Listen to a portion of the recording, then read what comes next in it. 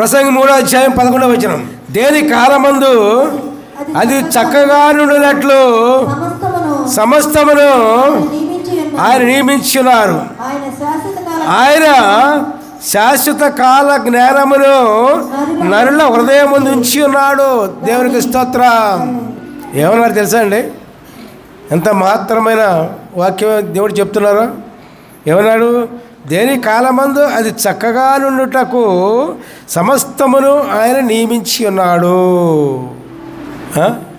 ఏది కాలం? మన కాలాలు నిర్ణయించింది 3. ఈ కాలాలు వేరు, మన జీవిత కాలాలు వేరు. సృష్టి కాలాలు వేరు, మన జీవిత కాలాలు వేరు. సృష్టి కాలాలు మనం చూసుకుంటే ఏం జరుగుతుంది? వర్షాకాలం వర్షాలు పడతాయి, ఎండాకాలం ఎండలు వస్తాయి, శీతాకాలం చలి వస్తుంది. 3 కాలాలకు విభజించి ఆయన ఏ కాలంలో ఏది ఉండాలో అది నిర్ణయించారు.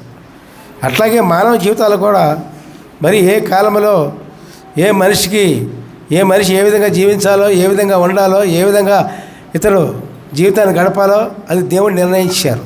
ఆయన నిర్ణయం అయిపోయింది, మనం ఎత్తుకునే పని లేదు. మానవుల జీవితం అంతా కూడా నిర్ణయం అయిపోయింది. అది నువ్వు నీతిగా జీవిస్తున్నావంటే అది దేవుని నిర్ణయం, నీతిగా మాట్లాడుతున్నావంటే అది దేవుని నిర్ణయం, దేవుని ఇష్టానుసారంగా ఉన్నామంటే అది దేవుని నిర్ణయం. అది మన సొంత నిర్ణయం కాదు.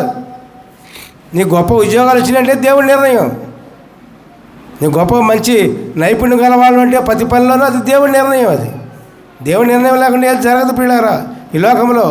నేను గొప్ప తెలివి కలవాడిని, గొప్పగా మనం జ్ఞానం కలవాళ్ళే అనుకున్నాం అనుకో, గొప్ప కార్యాలు చేస్తున్నాం అనుకున్నాం అనుకో, అది నీ తెలివి కాదు, నీ జ్ఞానం కాదు, నీ శక్తి కాదు, నీ బలం కాదు, ఏది కాదు.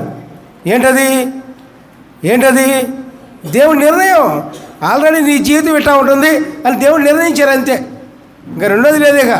అయ్యో నా జీవితం ఇట్టా అయిపోయింది, ఆ జీవితం ఏ విధంగా ఉంది అంటే కుదరదు అక్కడ. అది దేవుని నిర్ణయం. అది నువ్వు దేవుని నిర్ణయాన్ని జీవితం చెడ్డగా ఉన్నప్పుడు మరి మార్చుకోవాలంటే నూతనంగా సృష్టించబడాలి.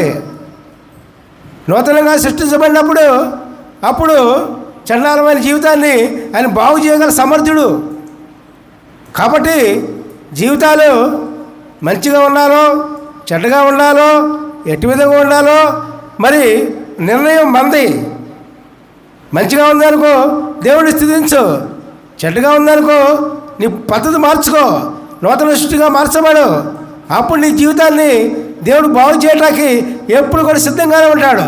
హల్లెలూయా, ప్రైజ్ ది లార్డ్.